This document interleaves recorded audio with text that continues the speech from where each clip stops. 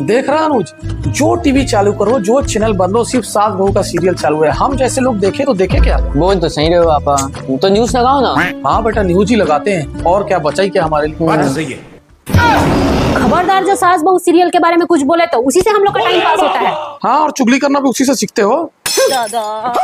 अच्छा ये बताओ, तुमको जो काम बोली वो किए हो? गैस सिलेंडर का नंबर लगाए हो? क्या यार, एकदम किचिर किचिर करती हो, हर बात में किचिर किचिर हैं। शादी के पहले तुम्हारे घर वाले बोलते थे गाय है गाय है, गाय वाले कोई लक्षण है तुम्हारे में? बात तो सही है। का चक्कर एक बूंद गुण नहीं मिलता हमारा। अरे पापा, आप लोग की जोड़ी तो कितनी अच्छी जमती है, आप तो एटम बम हो। Atom bomb? तो मम्मी क्या है? अरे पापा, वो भी बम है। कौन सा बे? भुस्सी बम। क्या बोला रे? अब तो तू गया बेटा। पापा बचाओ बचाओ बचाओ, भुस्सी बम फटने वाला है। मैं तेरे को बचाऊंगा तो मेरे को कौन बचाएगा? भाग। रुक जा बेटा।